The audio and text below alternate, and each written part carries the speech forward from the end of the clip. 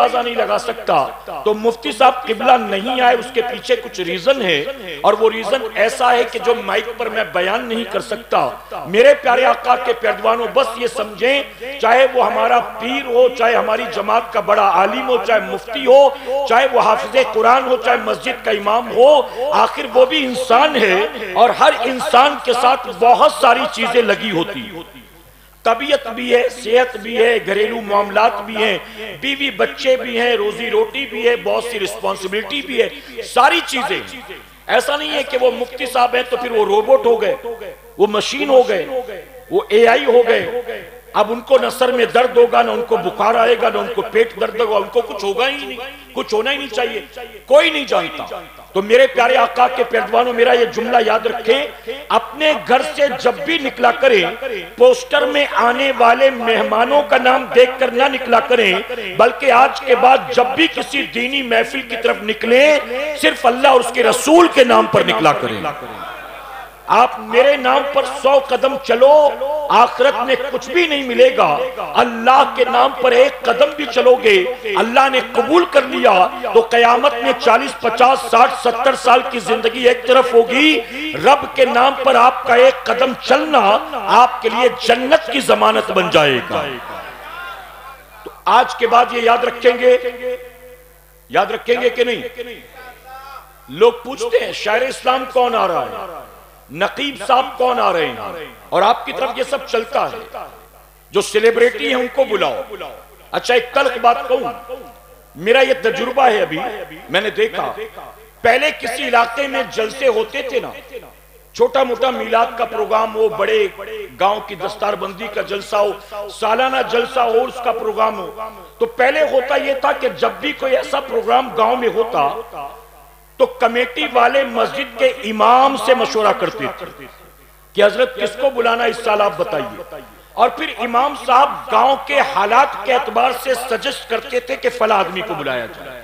ہمارے گاؤں کے حالات اس وقت محبت رسول کی ضرورت ہے، اصلاح معاشرہ کی ضرورت ہے، رد وہابیہ کی ضرورت ہے، رافضیت بڑھ رہی ہے، صحابہ کے گستاخ بڑھ رہے ہیں، آخر ہماری سوسائٹی میں ضرورت کس بات کی ہے، اسی ضرورت کے اعتبار سے کسی عالم کو بلایا جائے تو پہلے علماء کو دعوت دینے سے پہلے مسجد کے امام سے مشورہ کیا جاتا تھا، اب امام صاحب سے مشورہ نہیں ہوتا، اب کمیٹی کے لونڈے یوٹیوب پہ ڈھونڈتے ہیں کہ کس کو بلانا چاہیے، بتائیے ہے کہ نہیں؟ اب کمیٹی کے لڑکے یوٹیوب پہ دیکھتے کہ کس کو بلانا چاہیے، اور کبھی کبھی برا مت مانیے گا، ہم نے دیکھا وقت نہیں ہوتا، پروگرام میں وقت کی قلت ہوتی ہے، مہمان زیادہ ہوتے ہیں۔ اچھا مہمان زیادہ کیوں؟ ہم نے کہا یار آپ نے 4 ناطقہ بلا لیے، خامخواہ میں بجٹ اپسیٹ کیا، آپ نے اتنا بلا لیا کیوں؟ تو کہتے نہیں وہ دراصل ایک آدمی نے ضد کر کے ایک فلاں کو بلایا ہے، اور اس آدمی نے کہا حضرت کے آنے جانے کا پورا خرچہ میں دوں گا لیکن ان کو تو بلانا ہی پڑے گا۔ تو آپ کے یہاں تو یہ بھی چلتا ہے کہ ایک فلاں کو فلاں اسپانسرڈ کر رہا ہے، فلاں کو فلاں اسپانسرڈ کر رہا ہے۔ میرے پیارے آقا علیہ الصلوۃ والتسلیم کے پیروانوں، سال میں ایک جلسہ اگر ہوتا ہے تو وہ ایک جلسہ بھیڑ بھاڑ کے لیے نہ ہو، کمیٹی کے نام کو 4 چاند لگانے کے لیے نہ ہو، آس پاس کے گاؤں میں اپنی دھاک بٹھانے کے لیے نہ ہو، بلکہ سال میں ہونے والا ایک جلسہ گاؤں میں پنپنے والی بیماری کو دور کرنے والا ہونا چاہیے، سوسائٹی میں چینجز کے لیے ہونا چاہیے، تبدیلی کے لیے ہونا چاہیے۔ آپ جانتے میں ایک سوال پوچھتا ہوں آپ سے، میری بات سمجھ میں آ رہی نا؟ اچھا کچھ لوگوں کے لیے میں بالکل نیا ہوں، جب ہلچل بھائی میرے بارے میں بول رہے تھے تو کئی لوگ یہ سوچ رہے ہوں گے کہ یار تو میں نے تو پہلی بار دیکھا، اس کو تو پہلے کبھی دیکھا ہی نہیں ہے میں نے، اور یہ اتنی تعریفیں کرتے چلے جا رہے ہیں، جبکہ آپ کے پاسکوڑا میں تقریباً 3 سے 4 بار میں آ چکا ہوں، آپ کے پاسکوڑا میں ہی میں، اور سید امین صاحب کے ساتھ بھی آ چکا ہوں، مفتی سلمان صاحب کے ساتھ بھی آ چکا ہوں، اور اکیلے بھی آ چکا ہوں، اور آپ یہاں سے قریب میں 5 کلومیٹر دور پر گاؤں ہے، مجھے ایگزیکٹ گاؤں کا نام نہیں پتا، وہاں تقریباً میں 5-6 بار آ چکا ہوں، وہاں 5-6 بار آ چکا ہوں۔ میرے پیارے آقا علیہ الصلوۃ والتسلیم کے پیروانوں، تو بہرحال جنہوں نے مجھے پہلے لائیو سنا ہے یا جنہوں نے مجھے سوشل میڈیا پر سنا ہے وہ جانتے ہیں کہ میں نعرے والی تقریر نہیں کرتا، بلکہ میں اصلاحی گفتگو کرتا ہوں، اور میں اپنی گفتگو شروع کر رہا ہوں. یہ کچھ باتیں میں نے آپ کو سمجھانے کے طور پر بتائی. اب میں اپنی گفتگو شروع کر رہا ہوں. توجہ ہے آپ کی. میں آپ کو ایک چیز سمجھانا چاہتا ہوں. سنیوں ایک رپورٹ کے مطابق غور سے سنیے اور خاص طور پر پڑھا لکھا نوجوان سنیں. عورتوں کو شاید میری یہ بات سمجھ میں نہ آئے لیکن غور سے سنیں گی تو سمجھیں گی. ایک رپورٹ کے مطابق اس وقت پوری دنیا میں ہر 24 گھنٹے میں تقریباً 1,70,000 انسان مرتے ہیں. ہر 24 گھنٹے میں ورلڈ وائڈ 1,70,000 لوگ مرتے ہیں. اب مجھے دل پر ہاتھ رکھ کر آپ یہ بتائیں اگر ہم کل رات زندہ تھے اور آج بھی زندہ ہیں تو اس میں اپنا کوئی کمال ہے؟ جی آپ بتائیے اپنی مرضی سے زندہ ہو کہ مولا کی مرضی سے؟ بلند آواز سے کہیں. ہم میں سے کوئی ایک ہے اس پورے مجمع میں چاہے وہ نیچے بیٹھے لوگ ہوں چاہے اوپر بیٹھے لوگ ہوں چاہے پڑھے لکھے لوگ ہوں چاہے بے پڑھے لکھے لوگ ہوں کیا ایک بھی ہے جو اپنی مرضی سے زندہ ہے؟ ماننا پڑے گا کوئی نہیں بلکہ اللہ تبارک و تعالیٰ کی مرضی نہ ہو تو زندہ رہنا دور کی بات ہے سانس ایک مرتبہ سانس بھی نہیں لے سکتا. کریکٹ ہے کہ نہیں؟ اگر کل سانسیں چل رہی آج بھی چل رہی کل دل دھڑک رہا تھا آج بھی دھڑک رہا ہے کل رات رگوں میں خون کی روانی جاری تھی آج بھی خون کی روانی جاری ہے تو بتائیے اپنا کمال ہے کہ مولا کا کرم ہے؟ جی اپنا کوئی کمال ہے؟ آپ جانتے ہو اللہ کے نبی سیدنا موسیٰ علیہ السلام موت کا فرشتہ آیا روح قبض کرنے اسرائیل علیہ السلام آئے روح قبض کرنے تو موسیٰ علیہ السلام نے کہا ابھی جا میں تیرے ساتھ ابھی چلنے والا نہیں. موت کے فرشتے نے کہا ہے موسیٰ میں اللہ کے حکم کا پابند ہوں اللہ نے مجھے بھیجا ہے آپ کی روح قبض کرنے میں مقررہ وقت پر آپ کی روح کو قبض کر کے رہوں گا. آپ نے فرمایا ابھی میں چلنے والا نہیں. موت کے فرشتے نے کہا رب کی بارگاہ میں عرض کرے مہلت دینے کا اختیار میرے پاس نہیں ہے. موسیٰ علیہ السلام نے اللہ کی بارگاہ میں عرض کیا مولا مجھے تھوڑی مہلت چاہیے اس سے کہہ دے کہ رک جا ابھی میری روح قبض نہ کر. اللہ نے فرمایا موسیٰ کیا چاہتے ہو؟ عرض کرتے ہیں مولا اپنے گھر جانا چاہتا ہوں بیوی بچوں سے آخری بار ملاقات کرنا چاہتا ہوں. اللہ فرماتا ہے اسرائیل رک جا ابھی موسیٰ کی روح قبض نہ کرنا موسیٰ کو گھر جانے دے میرے اگلے حکم کا انتظار کر. اب موسیٰ علیہ السلام اپنے گھر جاتے ہیں اپنی بیوی سے ملاقات کرتے ہیں اپنے ایک ایک کر کے بیٹوں سے ملاقات کرتے ہیں. آپ کے گھر میں ایک چھوٹا سا دودھ پیتا بچہ بھی آپ کا تھا. آپ نے جب اس بچے کو دیکھا تو آپ کی آنکھ بھر آئی. آپ نے چھوٹے سے بیٹے کو گود میں اٹھایا اپنے سینے سے لگایا اس کے چہرے کو چوما آنکھوں سے آنسو جاری ہو گئے. اللہ فرماتا ہے موسیٰ موت کے ڈر سے روتا ہے. آپ نے فرمایا مولا یہ کیسے ہو سکتا؟ عرض کیا مولا یہ کیسے ہو سکتا ہے؟ اللہ فرماتا ہے موسیٰ اولاد کی جدائی میں روتا ہے. آپ عرض کرتے نہیں مولا اولاد کی جدائی میں بھی نہیں روتا. اللہ فرماتا ہے دنیا چھوٹنے والی ہے اس وجہ سے روتا ہے. عرض کرتے نہیں مولا اس بات کی وجہ سے بھی نہیں روتا. رب نے فرمایا پھر موسیٰ روتا کیوں ہے؟ موسیٰ علیہ السلام عرض کرتے ہیں مولا میرے تمام بیٹے بڑے ہو چکے ہیں عقل و شعور والے ہو چکے ہیں سمجھ بوجھ والے ہو چکے ہیں میری جدائی کو یہ برداشت کر لیں گے کچھ دن تک تڑپیں گے کچھ دن تک روئیں گے اس کے بعد دنیا میں الجھ کر رہ جائیں گے. میرے بغیر میرے سارے بیٹے تو جی لیں گے لیکن میرا یہ دودھ پیتا بچہ میرے بعد اس کا کیا بنے گا؟ اس کی پرورش کون کرے گا؟ اس کی دیکھ ریکھ کون کرے گا؟ جانتے ہو رب نے کیا فرمایا؟ رب نے فرمایا کہ موسیٰ اپنے گھر کے باہر جا گھر کے دروازے کے قریب ایک پتھر ہے اس پتھر پر اپنی لاٹھی کو مار. موسیٰ علیہ السلام گھر کے باہر تشریف لاتے ہیں دروازے کے قریب ایک بڑا سا پتھر تھا. اللہ کے نبی نے اس پر اپنی عصا کو مارا. آپ نے لاٹھی کو مارا تو پتھر کے 2 ٹکڑے ہو گئے. اس کے اندر ایک اور پتھر تھا. اللہ نے فرمایا موسیٰ اس پر بھی اپنے لاٹھی کو مار. آپ نے اس پر بھی لاٹھی کو مارا. اس پتھر کے بھی 2 ٹکڑے ہو گئے. اس کے اندر تیسرا پتھر تھا. اللہ نے فرمایا موسیٰ اس پر بھی لاٹھی کو مار. آپ نے تیسرے پتھر پر بھی لاٹھی کو مارا. اس تیسرے پتھر کے بھی 2 ٹکڑے ہو گئے. اب موسیٰ علیہ السلام نے اندر دیکھا ایک چھوٹا سا کیڑا تھا، کیڑے کے منہ میں ایک دانہ تھا اور وہ دانہ رکھ کر منہ میں اللہ کا ذکر کر رہا تھا، سبحان اللہ کی تسبیح پڑھ رہا تھا۔ اللہ نے فرمایا موسیٰ تو نے دیکھا پتھر کے اندر پتھر تھا، اس کے اندر ایک اور پتھر تھا، اس پتھر کے اندر یہ کیڑا تھا، یہ کیڑا جو ان پتھروں کے اندر موجود ہے، اے موسیٰ بتا اس پتھر کے اندر موجود کیڑے کو اس کے حصے کی روزی کون دیتا ہے؟ موسیٰ علیہ السلام عرض کرتے ہیں اے میرے پروردگار تیرے سوا کون دے سکتا ہے؟ پتھروں کے اندر جو یہ کیڑا تھا، اس کیڑے کو پالنے والا تو ہے، ماں کے شکم میں بچے کو رزق دینے والا تو ہے، سمندر کی مچھلیوں کو کھلانے والا تو ہے، بلوں میں رہنے والی چیٹیوں کو کھلانے والا تو ہے، ہوا میں اڑنے والے پرندوں کو پالنے والا تو ہے۔ اللہ فرماتا موسیٰ تین پتھروں کے اندر ایک چھوٹا سا کیڑا، جب تیرا رب اس چھوٹے سے کیڑے کو فراموش نہیں کرتا تو کیا تیرے بعد اللہ تیری اولاد کو فراموش کر دے گا؟ اے موسیٰ یاد رکھنا تیری اولاد کو پالنے والا تو نہیں ہے، تجھے بھی میں ہی پالتا ہوں اور تیری اولاد کو بھی میں ہی پالتا ہوں۔ میں نے تجھے صرف ذریعہ بنایا ہے موسیٰ، رزاق تو نہیں، رزاق میں ہوں، تجھے بھی روزی میں دیتا ہوں، اسے بھی روزی میں دیتا ہوں۔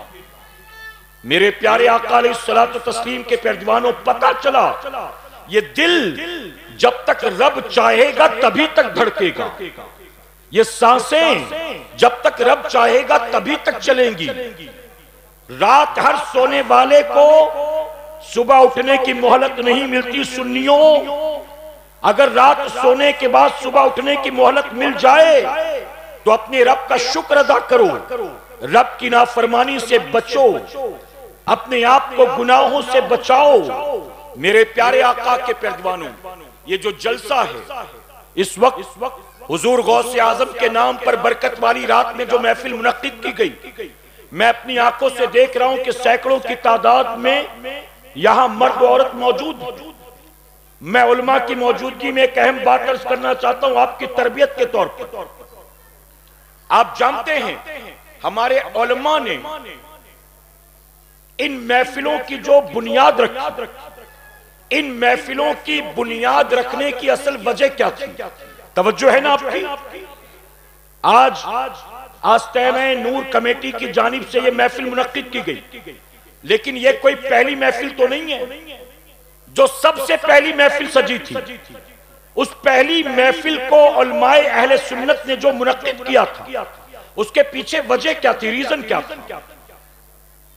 میرے پیارے آقا کے پیروانوں ہمارے علماء جانتے تھے ہر مسلمان مدرسے میں آ کر 8-10 سال تک دین نہیں سیکھ سکتا، ہر مسلمان مکتب میں آ کر جامعہ میں آ کر کتابوں کا مطالعہ کر کے دین نہیں سیکھ سکتا، ہر مسلمان روزانہ علماء کی صحبت میں 1.5-2-3 گھنٹے بیٹھ کر دین نہیں سیکھ سکتا۔ تو ان کو ایجوکیٹ کرنے کے لیے کیا کیا جائے؟ ان پر ماں باپ کی ذمہ داری، ان پر بیوی بچوں کی ذمہ داری، ان پر روزانہ کمانے کی ذمہ داری۔ یہ مدرسے میں آئیں گے، مکتب میں آئیں گے تو کمائیں گے کب؟ ماں باپ کو کھلائیں گے کیسے؟ بیوی بچوں کو پالیں گے کیسے؟ لیکن انہیں دین سے غافل بھی تو نہیں رہنے دینا، تو ان کی تربیت کیسے کی جائے، ان کو دین کیسے سکھایا جائے؟ بس اسی مقصد کے تحت ہمارے بزرگوں نے ایسی محفلوں کا انعقاد کیا۔ کبھی 11ویں شریف کے بہانے محفل سجائی گئی، کبھی 12ویں شریف کے نام پر محفل کو سجایا گیا، کبھی 6 شریف کے نام پر محفل کو سجایا گیا، کبھی عرس پاک کے نام پر محفل کو سجایا گیا، کبھی شب معراج کے نام پر محفل کو سجایا گیا، کبھی شب برات کے نام پر محفل کو سجایا گیا، کبھی ذکر شہداء کربلا کے نام پر محفل کو سجایا گیا۔ ہمارے علماء نے یہ فیصلہ کیا اگر یہ علماء کے پاس نہیں آ سکتے، یہ مکتب مدرسے میں نہیں آ سکتے، ہم خود نکل کر ان کے پاس جائیں گے، ان کو چوک چوراہوں پر جمع کریں گے، ان کو گلی محلوں میں جمع کریں گے، ان کو کھیت کھلیانوں میں جمع کریں گے، ہم سال بھر مختلف موقعوں پر انہیں جمع کریں گے اور ان تک دین کی باتیں پہنچانے کی کوشش کریں گے، ان کی دینی تربیت کرنے کی کوشش کریں گے۔ اصل ان محفلوں کا مقصد یہی تھا کہ مسلمان کو دین سے قریب کیا جائے، رب رسول کا فرمان انہیں بتایا جائے، انہیں نماز کا، غسل کا، وضو کا طریقہ سکھایا جائے میرے پیارے آقا کے پیروانوں۔ لیکن بہت معذرت کے ساتھ یہ کہنا پڑتا ہے، آج جب باغ ڈور ہمارے ہاتھ تک پہنچی، ہم نے کیا کیا؟ بزرگوں نے محفلوں کا انعقاد کیا تھا، مقصد کیا تھا؟ لیکن آج ہم نے اس کو محض رسم و رواج بنا کر رکھ دیا، ہم نے صرف میلہ بنا کر رکھ دیا، ہم نے بھیڑ بھاڑ کا ذریعہ بنا کر رکھ دیا۔ آج ہم ایک دوسرے کے کمپٹیشن میں جلسہ کرتے ہیں، آپ کے یہاں فلاں تھے، ہم فلاں کو بلائیں گے، آپ نے اتنے پیسے والا مولوی بلایا تھا، ہم اتنے نذرانے والا مولوی بلائیں گے، آپ نے وہاں سے بلایا تھا، ہم وہاں سے بلائیں گے، ہم فلاں شہر اسلام کو بلائیں گے، ہم فلاں نقیب صاحب کو بلائیں گے۔ آج ہم نے اصل مقصد کو فراموش کر دیا، اور اصل مقصد کو فراموش کرنے کا نتیجہ کیا ہے؟ میرے پیارے آقا کے پیروانوں، چاہے یو پی ہو، چاہے بہار ہو، چاہے جھارکھنڈ ہو، چاہے ویسٹ بنگال ہو، چاہے اڑیسہ کے علاقے ہوں، میں معذرت کے ساتھ کہوں گا، ہر گاؤں کا اپنا اپنا جلسہ ہے، ہر گاؤں میں کئی سالوں سے جلسہ ہو رہا ہے، لیکن ان جلسوں میں جہاں 30 سال سے، 40 سال سے، 50 سال سے جلسے ہو رہے ہیں، ان جلسوں کے حالات دیکھو تو معذرت کے ساتھ کہنا پڑتا ہے 30 سال سے جس گاؤں میں جلسہ ہو رہا ہے، اس گاؤں کے جلسے میں آنے والوں کو جلسے میں آنے کے آداب تک نہیں معلوم۔ نعرہ تکبیر، نعرہ رسالت، نعرہ رسالت، مسلک اعلی حضرت۔ ان محفلوں میں کیسے آئیں؟ قوم کو اب تک یہی نہیں بتایا گیا۔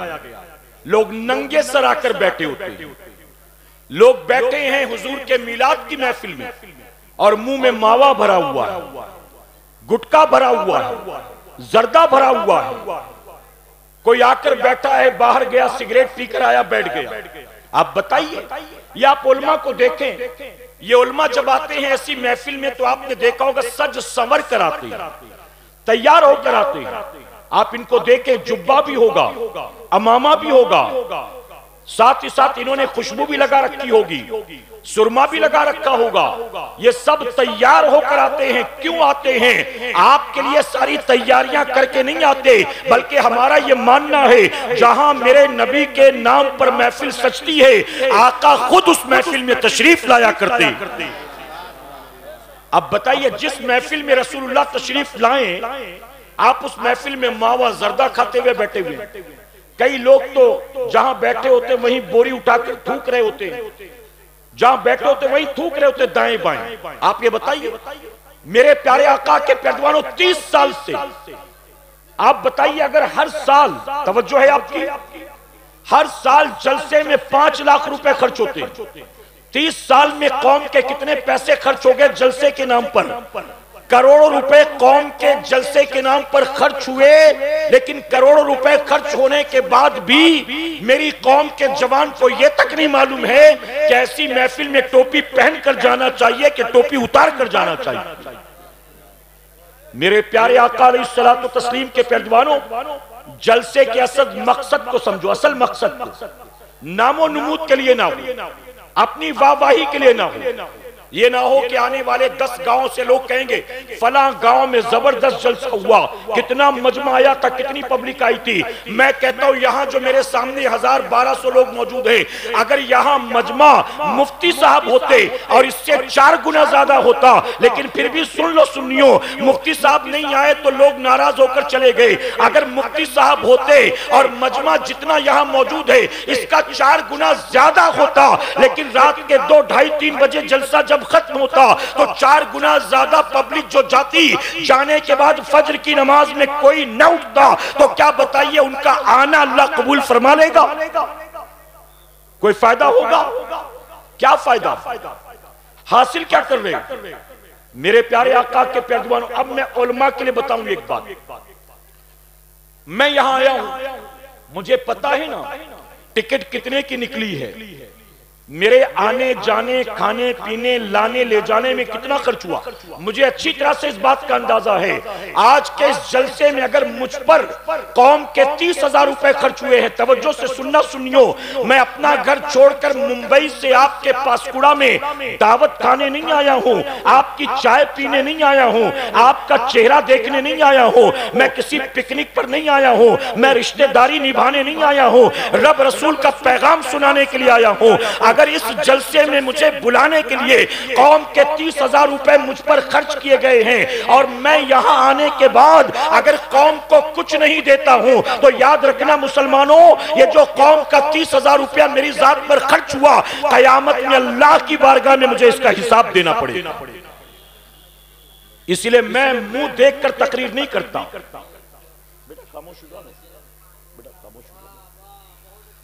میں اس لیے منہ دیکھ کر تقریر نہیں کرتا۔ اچھا آپ مجھے بتائیں، میری بات سمجھ میں آ رہی نا آپ کے؟ جن کو سمجھ میں آ رہی کہ سبحان اللہ۔ جشن غوث الورا کی محفل ابھی چلیں گے اس طرف۔ میرے پیارے آقا کے پیروانوں، میں تقریر کو غور سے سننا، میں تقریر کو مٹھائی نہیں سمجھتا ہوں، میں تقریر کو دوائی سمجھتا ہوں۔ مٹھائی آدمی مزے کے لیے کھاتا ہے اور دوائی آدمی صحت کے لیے کھاتا ہے۔ میں تقریر کو مٹھائی نہیں سمجھتا، دوائی سمجھتا ہوں۔ آپ کہیں گے دوائی، ہمیں دوائی کی کیا ضرورت ہے؟ میں اپنے سامنے موجود مجمع کو اپنا فین نہیں سمجھتا، اپنے سامنے موجود مجمع کو اپنا فالوور سبسکرائبر نہیں سمجھتا، میں اپنے سامنے موجود مجمع کو مریض سمجھتا ہوں اور میں مریض کے مرض کے اعتبار سے اس کو دوائی دیتا ہوں۔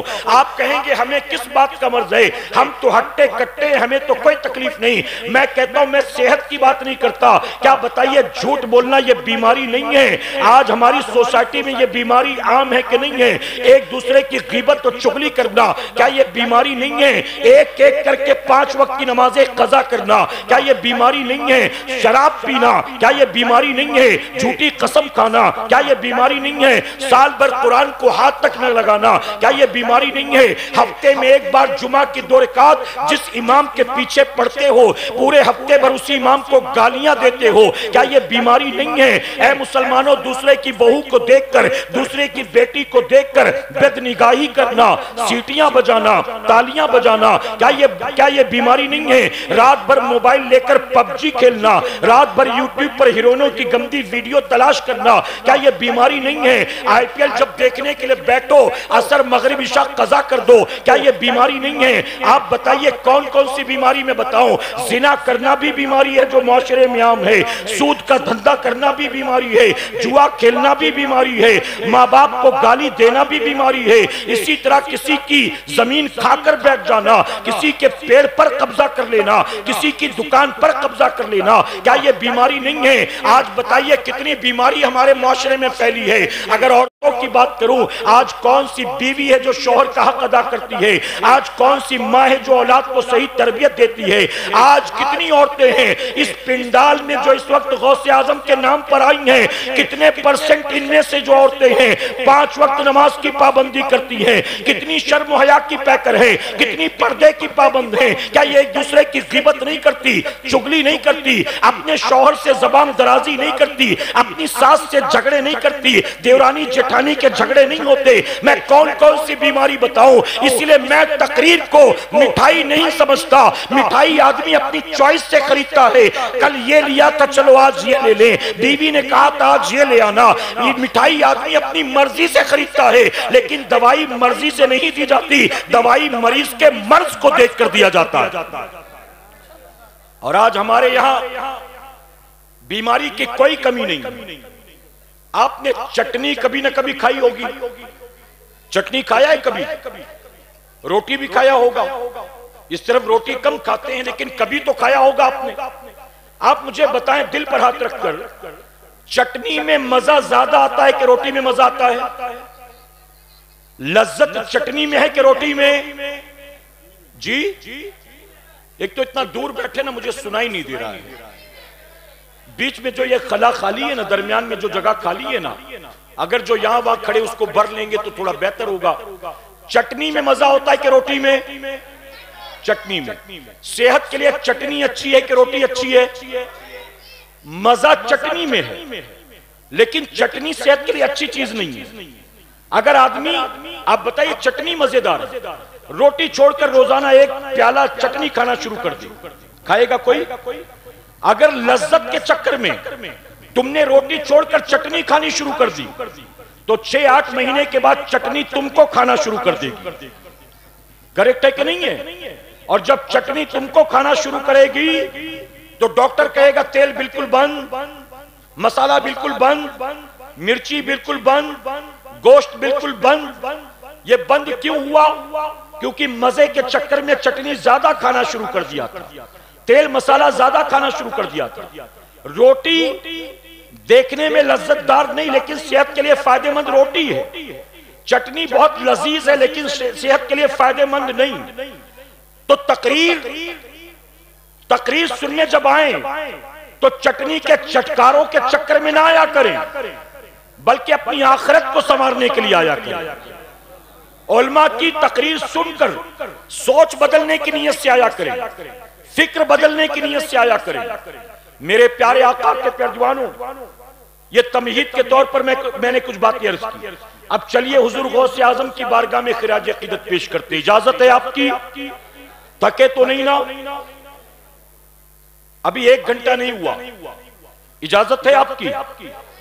میرے پیارے آقا کے پیروانوں، اب اصل تقریر، میری تقریر کے 2 پہلو ہیں، ایک مکمل ہوا، اب دوسرے کی طرف چلتا ہوں۔ غور سے سننا، بہت کچھ لے کر جاؤ گے انشاءاللہ اگر آپ سنو گے غور سے۔ یہاں جتنے موجود ہیں، یہ علماء، یہ عام عوام، ہر کوئی جانتا ہے غوث اعظم وہ ہیں جو ماں کی کوکھ سے ولی بن کر پیدا ہوئے۔ کہے سبحان اللہ۔ نہیں سنائی دیا مجھے؟ پھر سے بولیں آپ۔ ولایت کے کئی درجے ہیں، ولایت کی کئی کیٹیگریز ہیں، کئی درجات ہیں۔ ان میں سب سے بڑا درجہ یہی ہے کہ بندہ ماں کی کوکھ سے ولی بن کر پیدا ہوا۔ غوث اعظم ماں کی کوکھ سے ولی بن کر پیدا ہوا، اور وہ بھی کیسے ولی؟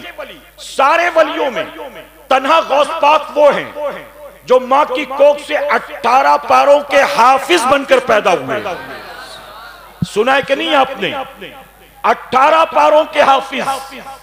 غوث اعظم کے والد جناب ابو صالح فرماتے ہیں میرے گھر بیٹے کی ولادت سے پہلے رسول اللہ میرے خواب میں آئے اور میرے نبی نے مجھے خوشخبری دی، اے ابو صالح، اے میرے بیٹے، ان قریب تیرے گھر میں ایک بچہ پیدا ہوگا، اللہ تیرے بیٹے کو ولیوں میں وہی مقام دے گا جو مقام اللہ نے مجھے نبیوں میں عطا فرمایا۔ تیرا وہ بیٹا میرا بھی محبوب ہے، اللہ کا بھی محبوب ہے۔ آپ سوچیں، اسی لئے ہم سنیوں کا یہ ماننا ہے میرے نبی امام الانبیاء ہیں اور غوث اعظم امام الاولیاء ہیں۔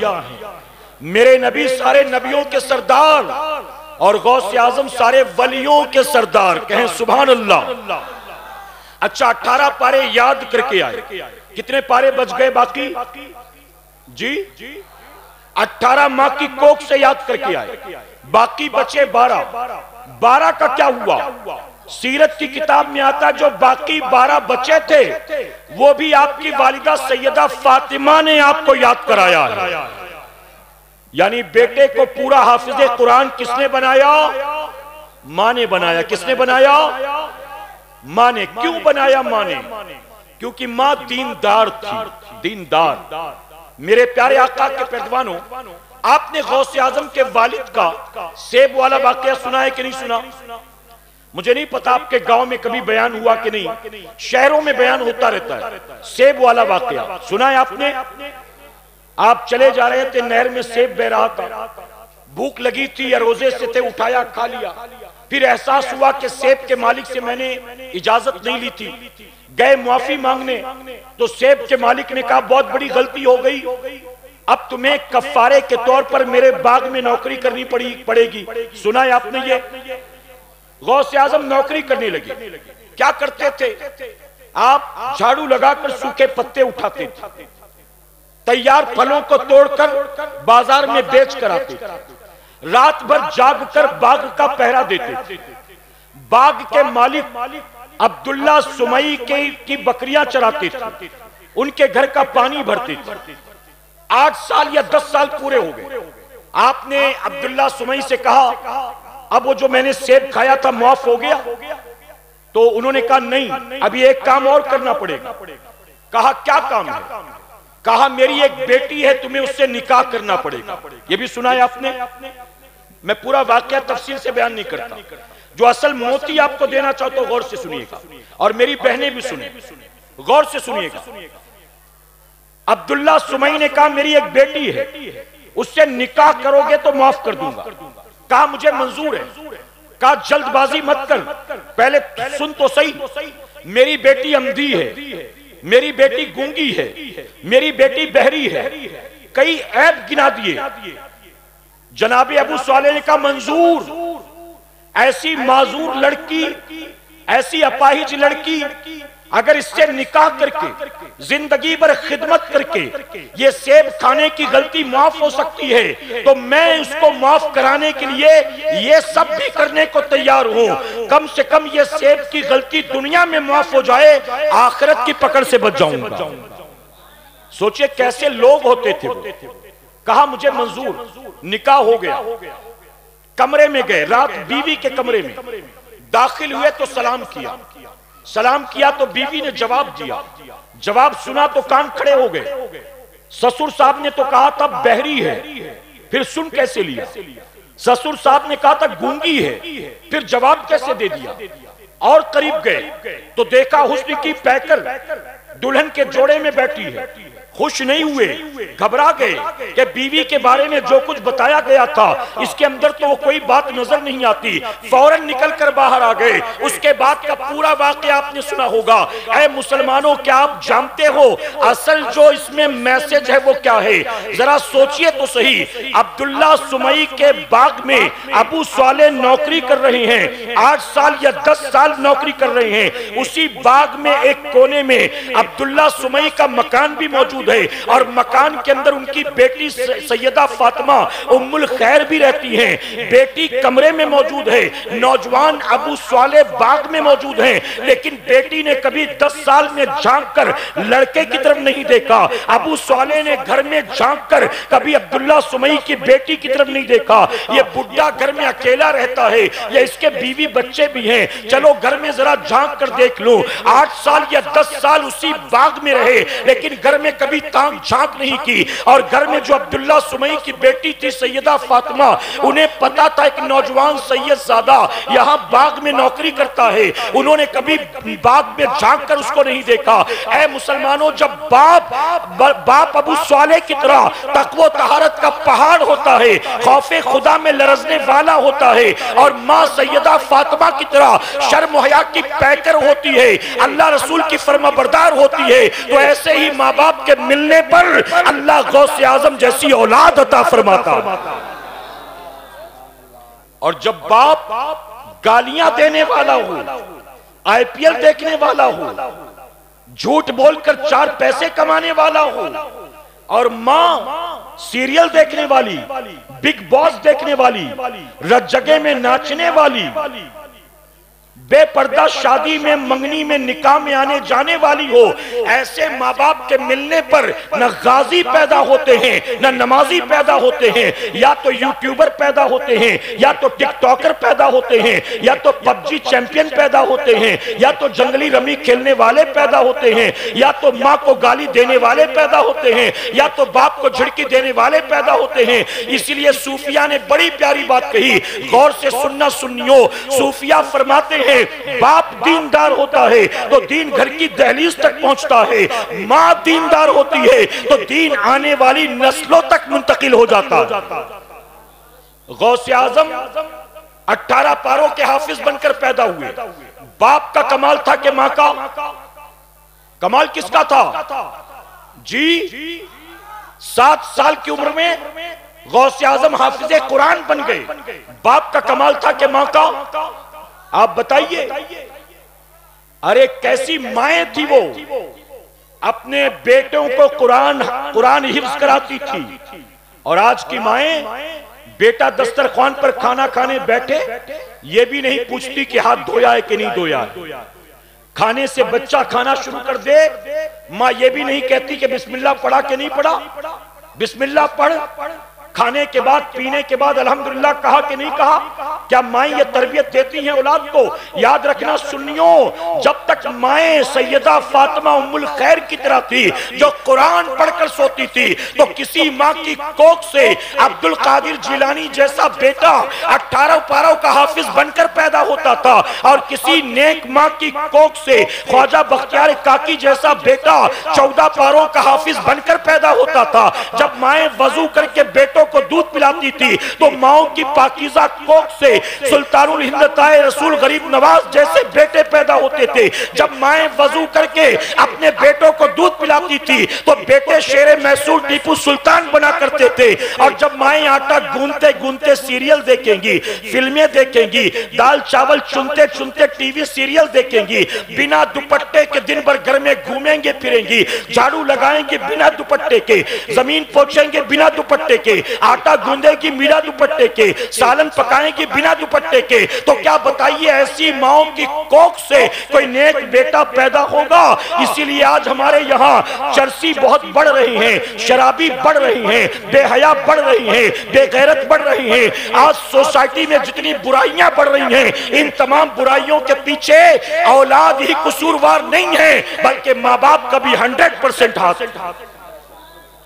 ایک ماں آ کر مجھ سے کہتی حضرت، یہ میں آپ کے پاس کوڑا میں پہلے بھی کہہ چکا ہوں آج بھی سن لیں، ایک ماں آ کر کہتی حضرت دعا کریے میرا بیٹا غلط دوستوں کی صحبت میں نشہ کرنے لگ گیا۔ میں نے کہا کیا عمر ہے بیٹے کی؟ کہتی ہے 22-23 سال کا، 22-23 سال کا۔ میں نے اس ماں سے کہا تیرا بیٹا نشہ کب سے کرنے لگا؟ کہنے لگے 2-3 مہینہ ہوا۔ میں اس ماں سے کہتا ہوں تیرے بیٹے کے شرابی ہونے کا رونا روؤں کہ تو جیسی ماں کا جاہل ہونے کا رونا روؤں؟ کیسی ماں ہے تو؟ 9 مہینے تو نے اسی کو اپنے شکم میں رکھا، اپنی جان داؤں پر لگا کر تو نے اس کو جنم دیا، اپنے رگوں کا خون دودھ میں منتقل کر کے 2 سال تک سینے سے لپٹا کر تو نے اس کو دودھ پلایا، تو نے اس کے رال ناک تھوک کو صاف کیا، تو نے اس کے پیشاب پیخانے الٹی کو صاف کیا، تو نے اس کی انگلی پکڑ کر چلنا سکھایا، لقمہ بنا کر کھانا سکھایا، توتلی زبان کو بولنا سکھایا۔ کیسی ماں ہے؟ ارے 20-22 سال بیٹا تیرے ساتھ تھا اور 22-23 سال کے بیٹے کو تو نمازی نہیں بنا سکی، اور 2-3 مہینے میں شرابیوں نے اس کو شرابی بنا دیا۔ سارا قصور تیری اولاد کا ہے، تیرا کوئی قصور نہیں۔ اسی لئے میرے نبی نے 1450 سال پہلے فرمایا، تو غور سے سنیے گا، میرے نبی نے سیدنا ابو ہریرہ سے فرمایا، ابو ہریرہ جب دنیا والے نکلتے ہیں رشتہ تلاش کرنے تو 3 چیزیں دیکھتے ہیں۔ سب سے پہلے حسب نسب دیکھتے ہیں، ہم شیخ ہیں بیٹی شیخ کی لائیں گے، ہم سید ہیں غیر سید کے یہاں شادی نہیں کریں گے، ہم خان ہیں خان سے نیچے کسی سے بات نہیں کریں گے۔ نبی فرماتے سب سے پہلے لوگ حسب نسب دیکھتے، پھر دوسری چیز مال دیکھا جاتا ہے، لڑکی کا باپ مالدار ہے کہ نہیں ہے، مکان کیسا ہے، گاڑی ہے کہ نہیں، بینک بیلنس ہے کہ نہیں، پلاٹ ہے کہ نہیں، کھیت کھلیان ہے کہ نہیں، اگر میں اس کی بیٹی بیاہ کر لاؤں گا تو کتنا مال ساتھ میں لے کر آئے گی۔ آقا فرماتے حسب نسب دیکھتے ہیں، پھر مال دیکھتے ہیں، اس کے بعد حسن و جمال دیکھتے ہیں، لڑکی کا رنگ کیسا ہے، لڑکی کے بال کیسے ہیں، لڑکی کی ہائٹ کتنی ہے، لڑکی کی آنکھیں کیسی ہیں۔ آقا فرماتے ابو ہریرہ دنیا والے 3 چیزیں پہلے دیکھتے ہیں لیکن تو 4تھی چیز پہلے دیکھنا، اور 4تھی چیز کیا ہے؟ آقا فرماتے ابو ہریرہ پہلے دینداری دیکھنا، اگر لڑکی دیندار ہو، حسین و جمیل نہ ہو تو بھی بسم اللہ کرنا، لڑکی دیندار ہو، حسب نسب نہ ملے تو بھی بسم اللہ کرنا، لڑکی دیندار ہو، غریب کی بیٹی ہو تو بھی بسم اللہ کرنا۔ اور مولا کائنات فرماتے ہیں جس نے حسن دیکھ کر شادی کی حسن ڈھل جانے والا ہے، جس نے مال دیکھ کر شادی کی مال ختم ہو جانے والا ہے، اور جس نے دینداری دیکھ کر شادی کی اللہ دینداری میں برکت عطا کرنے والا ہے، اللہ عزت عطا کرنے والا ہے۔ بلکہ ایک حدیث شریف میں یہاں تک آتا جس کا مفہوم ہے جس نے دینداری دیکھ کر شادی کی اللہ اس کو مالداری بھی عطا فرمائے گا۔ آج ہمارے یہاں شکایت کرتی ہیں مائیں، اب تھکے تو نہیں نا جی، مائیں شکایت کرتی حضرت ہم تو پھنس گئے، ابھی بیٹی کے ہاتھ کی مہندی کا رنگ چھوٹا نہیں اور آدمی 2 بار مار بھی چکا ہے، 2 بار ہاتھ اٹھا چکا ہے بیوی پر۔ ابھی میری بیٹی 1-1.5 مہینے ہوئے شادی ہوئے اور ساس تانا دینے لگ گئی، سسر دھمکی دینے لگ گیا، شوہر ہاتھ اٹھانے لگ گیا۔ اے مسلمانوں وجہ کیا ہے؟ آپ بہو پسند کر کے لے آئی، آپ نے اس کے اندر سب کچھ دیکھا، جانچ پرکھ کر لے آئی، اس کے باوجود بھی گھر آنے کے بعد گھر مہابھارت کا میدان بن گیا، گھر فتنے کا شکار ہو گیا، آپ کا جوان بیٹا آپ سے الجھنے لگ گیا، آپ کے ساتھ بدتمیزی کرنے لگ گیا۔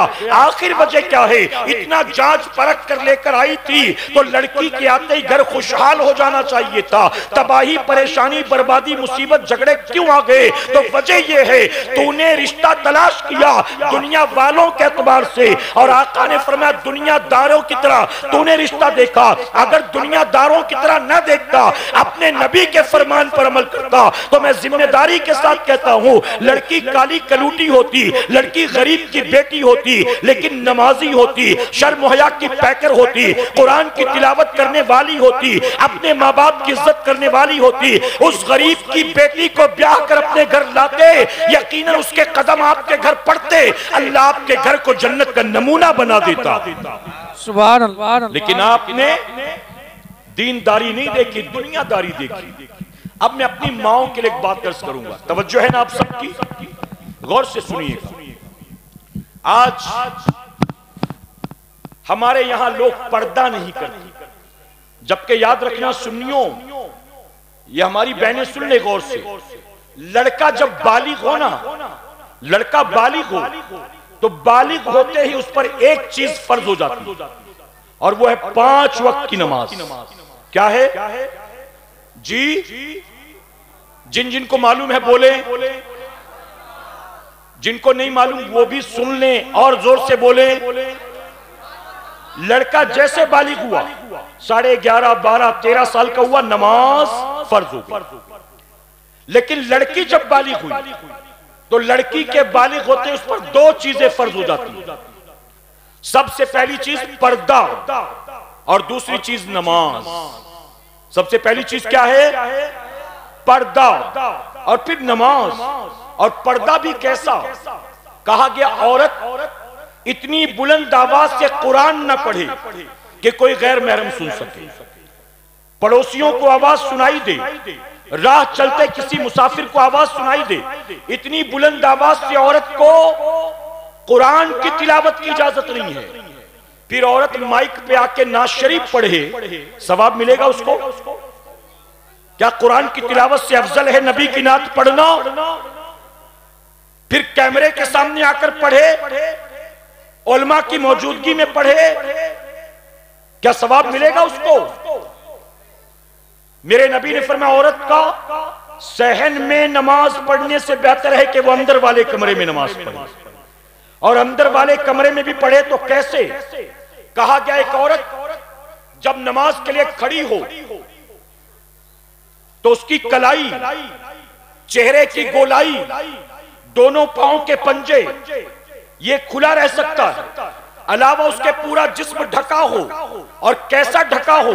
کہا گیا سر پر دوپٹہ ایسے لپیٹے کہ باہر چوٹی نہ لٹک رہی ہو، دو چار بال پیشانی پر نہ لٹک رہے ہوں، بلکہ اس نے پورے بال لپیٹ لیے، لیکن دوپٹہ پتلا تھا اور پتلے دوپٹے سے بالوں کی رنگت دکھائی دے رہی تھی کہ اس کے سر کے بال کالے ہیں یا اس کے سر کے بال سفید ہیں یا اس نے بالوں میں مہندی لگا رکھا ہے۔ تو اگر بال کی رنگت دکھائی دے، چوٹی اور بال نہیں، اگر نماز میں کھڑی ہو بندی رب کے حضور اور دوپٹہ لپیٹنے کے بعد بھی اس کے بال کی رنگت ظاہر ہوتی ہو، تو کہا گیا نماز نہیں ہوگی، اس نماز کا دہرانا واجب الیادا ہے۔ آپ سوچے بندی رب کے حضور کھڑی ہے مصلی پر، پھر بھی اتنا پردہ ہے، جب اس پردے کی حالت میں سر کے بال کا رنگ دکھائی نہ دے ورنہ نماز نہیں ہوگی، تو کیا اس عورت کو بال کھول کر رت جگہ میں ناچنے کی اجازت ہوگی؟ 10 محرم کو یہی عورت بال کھول کے تعزیہ دیکھنے جائے، اس کو ثواب ملے گا۔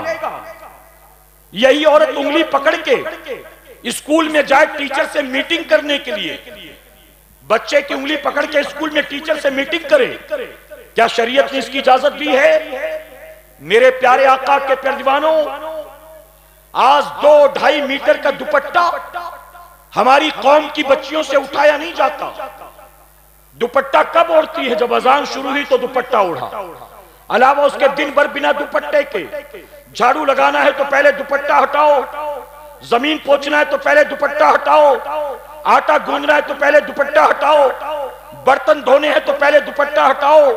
یاد رکھنا یہ مسلمان عورتیں جیتے جی 2-2.5 میٹر کا 100-150 گرام کا دوپٹہ اپنے سر پر رکھنے کو تیار نہیں ہیں۔ 2-2.5 میٹر کا کاٹن کا دوپٹہ ان کو پہاڑ معلوم دیتا ہے۔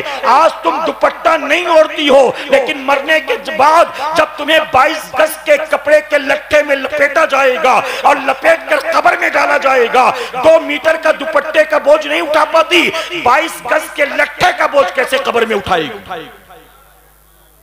صوفیہ فرماتے ایک عورت جو بے پردہ گھومتی ہے نا، یہ منہ کھول کر یہ شادی میں جا رہی آ رہی ہے بنا نقاب بنا دوپٹے کے، یہ تو اب میری مجبوری ہے۔ یہ عورتیں بیٹھی ہوئی ہیں، چہرے کھلے ہوئے ہیں، غور سے دیکھوں تو نہ جانے کتنوں کے سر بھی کھلے ہوں گے، میں اس طرف نظر ہی نہیں کرتا، ورنہ الحمدللہ تحدیث نعمت کے طور پر بتاؤں یہ تو مجبوری ہے کہ آپ کے ان علاقوں میں آتے آتے آتے آتے میں بھی یوزڈ ہو گیا اور میں یہ سب اگنور کرنے لگ گیا، ورنہ پہلے کہیں ایسی محفل میں جانا ہوتا میں انتظامیہ سے کہتا پہلے یہاں پورا پردہ لگاؤ پھر میں تقریر شروع کروں، میں تقریر ہی نہیں کرتا۔ پھر میری قوم نے کیا کیا جانتے ہو؟ میری قوم نے پردہ لگانے سے آسان تھا کہ یار ان کو بلایا ہی مت، ان کو مت بلاؤ چلے گا، پردہ نہیں لگائیں گے، یعنی بے حیائی کریں گے، بے غیرتی کریں گے، جو اصلاح کرے گا اس کو نہیں بلائیں گے۔ یہ میری قوم کی پوزیشن۔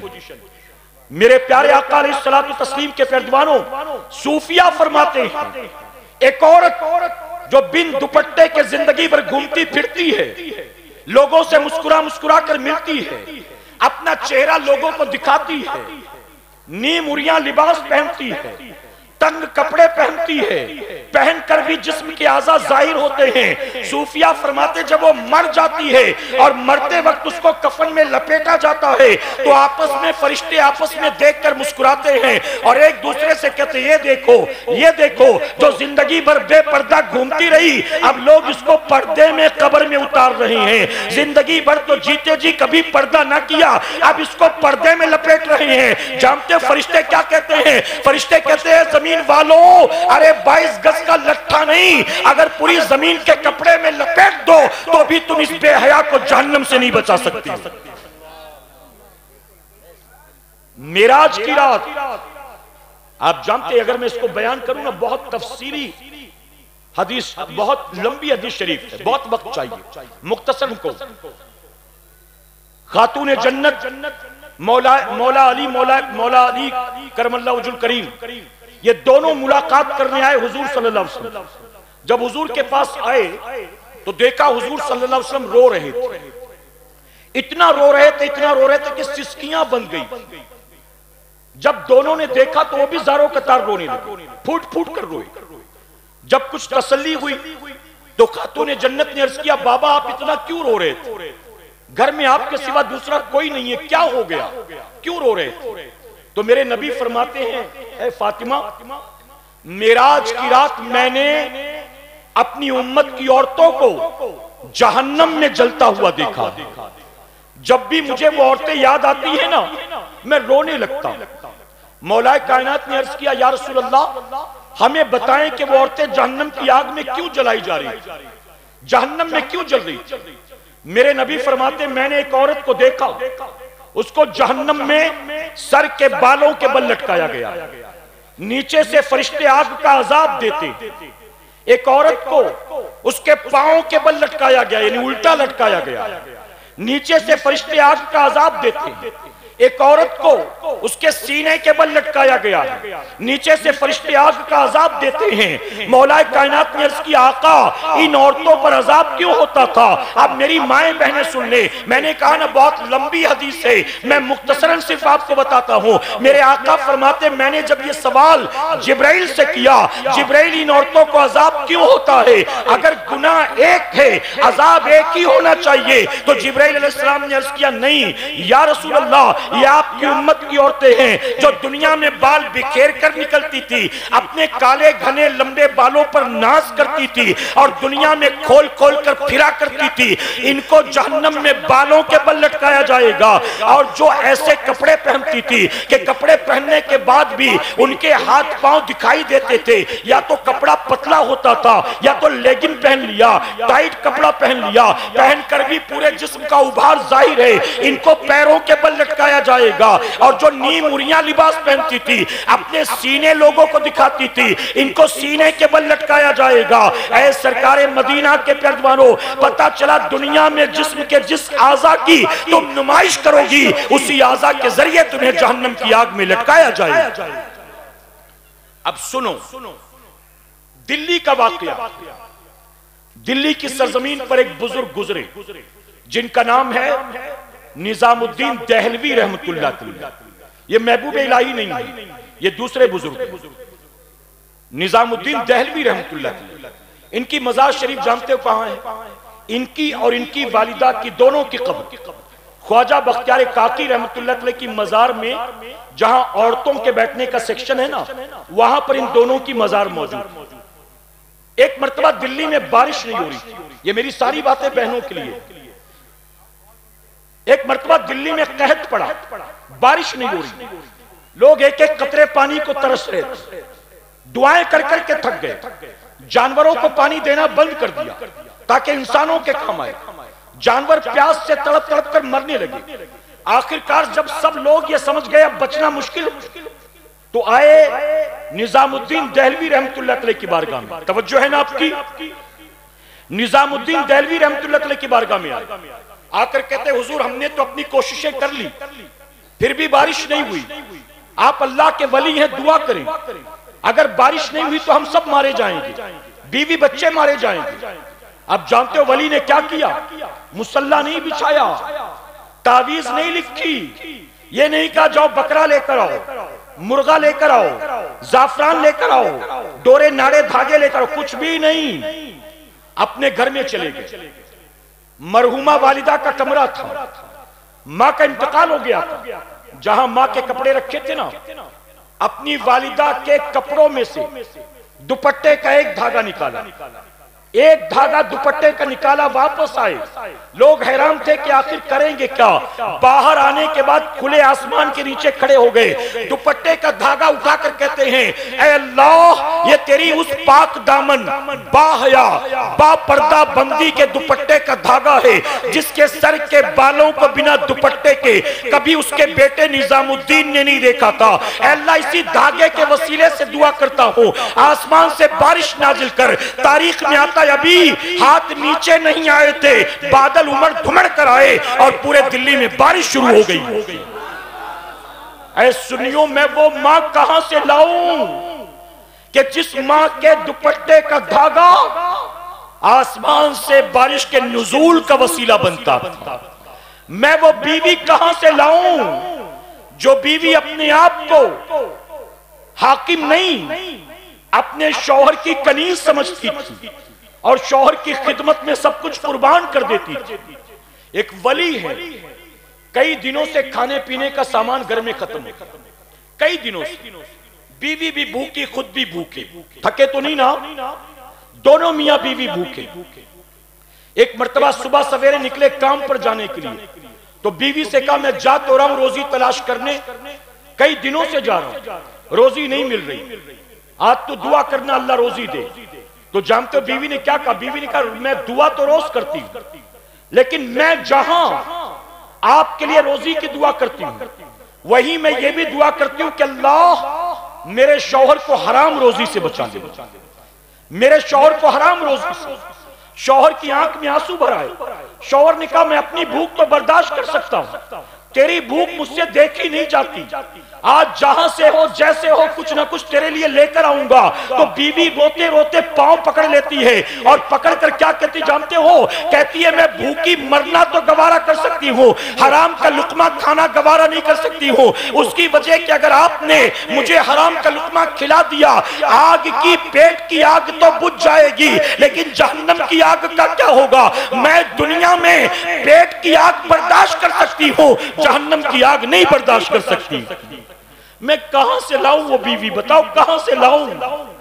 آج تو بیویاں کہتی اس سال بہت سی شادی ہے، 8-10 نیا جوڑا سلانا پڑے گا. میری بہن کو اس کے آدمی نے کتنا زیور بنوا دیا، اور تم نے جو شادی میں دیا تھا اس کے علاوہ تم نے آج تک ایک کانچ کی چوڑی نہیں دلوائی مجھے. بتائیے ہے کہ نہیں؟ بیویاں تانے دیتی، بیویاں شوہروں کو باتیں سناتی. ذرا دیکھو خاتون جنت کی زندگی. 2 واقعات بتاؤں خاتون جنت کی. زندگی کا آخری وقت خاتون جنت بستر پر ہے، اپنے شوہر مولا کائنات سے کہتی علی میں آپ سے جاننا چاہتی ہوں کہ آپ مجھ سے راضی ہیں کہ ناراض؟ حضرت علی نے کہا فاطمہ یہ کیسا سوال؟ میں کیا تجھ سے کبھی ناراض ہوا؟ کیا میں نے تجھے ڈانٹا؟ میں نے تجھ سے بات چیت بند کر دی؟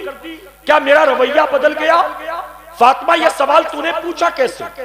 تو جانتے ہو خاتون جنت کیا کہتی ہیں؟ کہتی نہیں علی آپ نے ڈانٹا نہیں، آپ نے بات چیت بند نہیں کی، آپ کا رویہ بھی نہیں بدلا، پھر بھی میں جاننا چاہتی ہوں آپ مجھ سے راضی ہیں کہ ناراض ہیں؟ حضرت علی نے کہا فاطمہ تو یہ کیوں پوچھتی ہے؟ اس کے پوچھنے کی وجہ کیا ہے؟ تو جانتے ہو خاتون جنت جنتی عورتوں کی سردار وہ کہتی ہے میرے بابا نے آخری وقت میں مجھ سے کہا تھا اے فاطمہ جب تم مجھ سے آ کر ملنا تو اس حال میں ملنا کہ تیرا شوہر علی تجھ سے راضی ہونا چاہیے. اللہ اکبر. اے سرکار مدینہ کے پردوانوں جن کو اللہ کے حبیب نے دنیا میں جیتے جی صرف جنت کا مزدہ نہیں جنتی عورتوں کی سرداری عطا کر دی، وہ بھی فکر کرے میرا شوہر راضی ہے کہ ناراض ہے. اور ہمارے گھر کی عورتوں کو فکر ہے ابا راضی ہے کہ نہیں، اماں راضی ہے کہ نہیں، شوہر راضی ہے کہ نہیں. میں ان تمام عورتوں سے کہنا چاہوں گا سن لو اے میری قوم کی خواتین، خاتون جنت کی کنیزوں، اسلام کی مقدس شہزادیوں سن لو، اگر تم سے پوری کائنات راضی ہو لیکن تمہارا شوہر تم سے ناراض تو پوری کائنات مل کر بھی تمہیں جنت میں داخل نہیں کرا سکتی. بلکہ میرے نبی نے فرمایا، میرے آقا فرماتے ہیں ایک عورت جو اس حال میں رات کرے کہ اس کا شوہر اس سے ناراض ہو، اس عورت پر رات بھر اللہ اور اس کے فرشتے لعنت بھیجا کرتے ہیں. درود شریف پڑھنے ایک مرتبہ.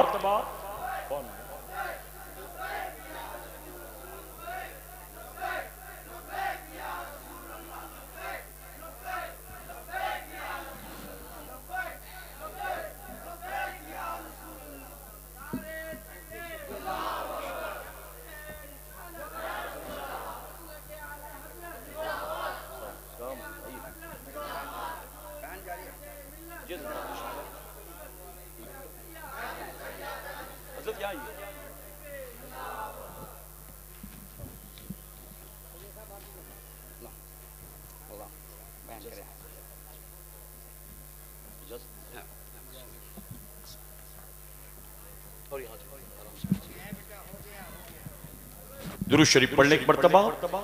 اللہم صلی علی محمد و آلہ الف مرہ. میرے پیارے آقا علیہ الصلوۃ والتسلیم کے پردیوانوں، آپ دیکھ رہے ہیں کہ ہماری آج کی اس محفل پاک کے خصوصی مہمان ممبر رسول پر جلوہ افروز ہیں. جو حضرات بیٹھے ہیں جن کی توجہ ہے وہ ذرا کہیں سبحان اللہ. اچھا اب حضرت تشریف لائے، میں اپنی بات مکمل کرتا ہوں. مجھے بس 5-7 منٹ کا وقت دیں اگر اجازت ہے آپ کی جی، تاکہ میں اپنی گفتگو سمیٹ سکوں. میرے پیارے آقا کے پردیوانوں، دیکھیے ایک مہمان جو آنے والے تھے وہ نہیں آئے تو ان کے نہ آنے پر بہت سے لوگ ناراض ہوئے، لیکن اتنے بڑے بڑے مہمان اور ہماری جماعت کے علماء اکرام آئے ہیں، کیا ان کے آنے پر آپ کو کوئی خوشی نہیں ہوئی؟ جی جن کو ہوئی ذرا کہیں الحمدللہ. بلکہ آپ جو بیٹھے ہیں، میں نے تو شروع میں ہی آپ سے کہا نا کہ جو آنے والے مہمان کے نام پر آئے تھے، جب پتہ چلا مہمان نہیں آ رہے ہیں تو وہ چلے گئے یا تو نہیں آئے. لیکن جتنے بیٹھے ہیں یہ کسی مقرر کے نام پر نہیں آئے، غوث اعظم کے نام پر آئے ہوئے ہیں. اور اسی لیے تو بیٹھے ہوئے ہیں نا، کیونکہ غوث اعظم کے نام پر آئے ہوئے ہیں. اللہ آپ سب کا آنا قبول فرمائے.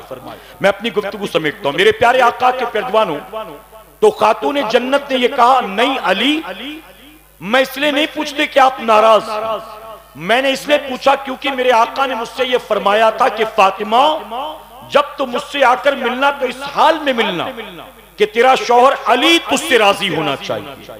اور حدیث شریف میں آتا ہے جو عورت اس حال میں رات کرے کہ اس کا شوہر اس سے ناراض ہو، اس عورت پر رات بھر اللہ اور اس کے فرشتے لعنت بھیجا کرتے ہیں. اور دوسری جگہ پر آیا میرے آقا فرماتے جو عورت اس حال میں رات کرے، رات اس حال میں گزارے کہ اس کا شوہر اس سے راضی ہو، تو اس عورت کے لیے جنت کے 8 دروازے کھول دیے جاتے ہیں. 8 دروازے.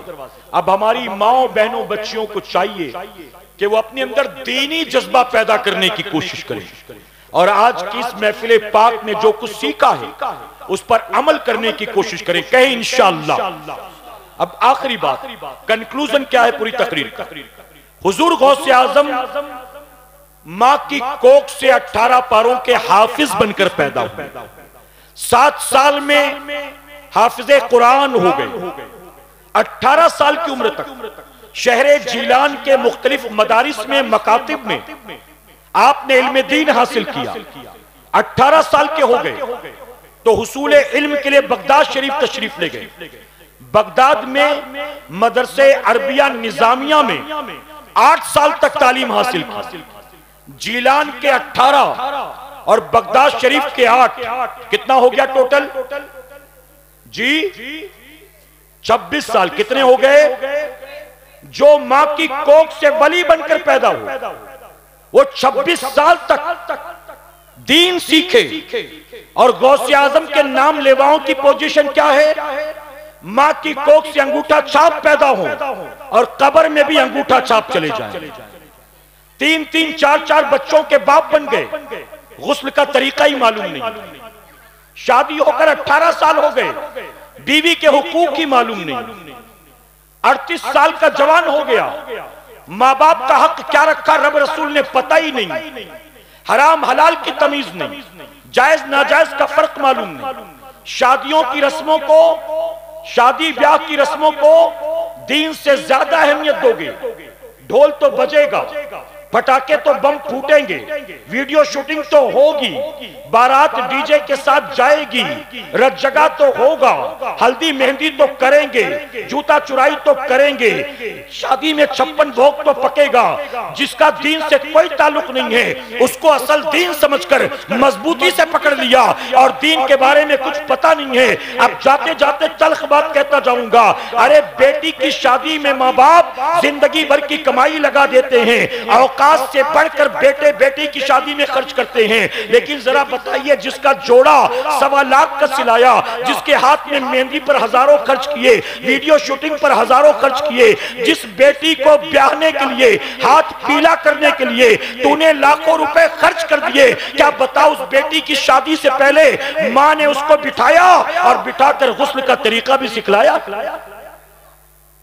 بیٹے کا جوڑا تو سلوا دیا 80,000 کا، ڈی جے بھی بک کیا، بینڈ باجا بھی، پٹاخے بھی خرید لائے، رت جگہ بھی کر لیا، سب کچھ تو نے دھوم دھام کر کے شادی کرا دی، لیکن شادی کرانے سے پہلے اپنے بیٹے کو کیا غسل کا طریقہ بتایا؟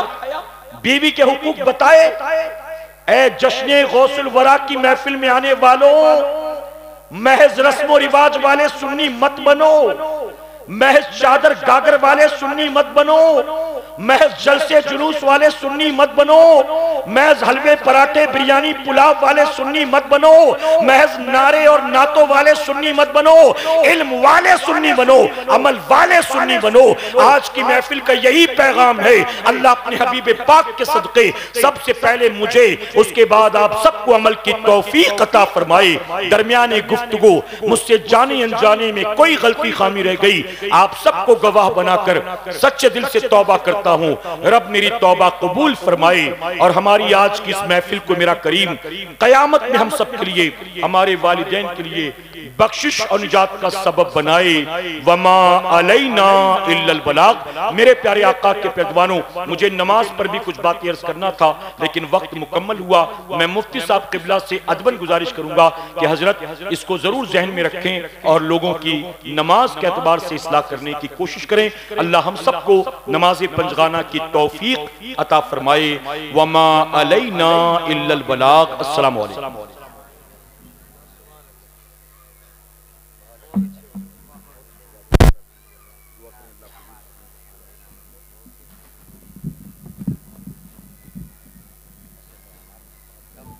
ماشاءاللہ ماشاءاللہ، بولیے پورا مجمع بول دے سبحان اللہ۔ جسم تو سنور چکے بہت، ہیلو اے، جسم تو سنور چکے بہت، اب روح کا سنگار کیجئے۔ جسم تو سنور چکے بہت، اب روح کا سنگار کیجئے، پھول شاخ سے نہ توڑیے، خوشبوؤں سے پیار کیجئے۔ محبت سے بول دیجئے سبحان اللہ۔ حضرات، آپ کا جلسہ 100% کامیاب ہے الحمدللہ۔ اس لئے کبھی ابھی آپ نے سنا بھارت کبو ہر دل عزیز علیم ربانی، حضرت علامہ مولانا محمد علی محمد صادق علی رضوی صاحب ممبئی مہاراشٹر کی گفتگو آپ نے سماعت کر لی۔ ایک چیز آپ نے دیکھی تقریر میں، ایک چیز ہم بتائے تھے، وہ آپ چیز نہیں دیکھے۔ ایک بار بھی حضرت نے نہیں کہا کہ سبحان اللہ، ایک بار بھی آپ سے نہیں کہا بولو سبحان اللہ، اچھل کے بولو، کود کے بولو۔ یہ بڑے عالم کی پہچان ہے، بڑی شخصیت کی پہچان ہے۔ دل پر جب چوٹ لگے گی تو یہ بھی کہنے کی نوبت آئے گی بولو سبحان اللہ۔ چوٹ لگے گی دل پر، دل بھی بولے گا اور زبان بھی بولے گی سبحان اللہ۔ تو اب آپ تیار رہ جائیے کہ ابھی تو حضرت کی گفتگو کی سنی آپ نے، لیکن یہ دیکھیں، یہ دیکھیں، انہیں میں آج کل پرسوں سے نہیں، برسوں برس سے جانتا ہوں، لگ بھگ 25-26 سال تو ہو گئے ہوں گے۔ بہت بڑے عالم، بہت بڑی شخصیت۔ ایک بار حضرت کے مدرسے میں قیام ہوا، ختم بخاری آپ نے جو کرایا، میں بہت ختم بخاری میں نے شرکت کی ہے۔ آپ نے جو ختم بخاری کی حضرت، طبیعت خوش ہو گئی۔ کیا اندازہ تھا وہ ختم بخاری کرنے کا، جو رسم آپ نے ادا کیا تھا اس کا جواب نہیں۔ اس عالم ربانی کے لیے میری لیے دعا ہے، حضرت کے لیے دعا ہے، اللہ تعالیٰ اس عالم کو سلامت رکھے۔ اہل سنت والجماعت کی بڑی شخصیتوں میں ایک نام آتا ہے، حضرت علامہ مولانا مفتی محمد شکیل آسوی صاحب قبلہ دامر بقاتو قدسیہ موضوانیہ۔ ابھی فی الحال آپ کو بتا دے کہ سرزمین مالدہ میں آپ اسلام کی خدمت کر رہے ہیں، اور چھوٹا موٹا ادارہ نہیں ہے۔ ہم آدھا گھنٹہ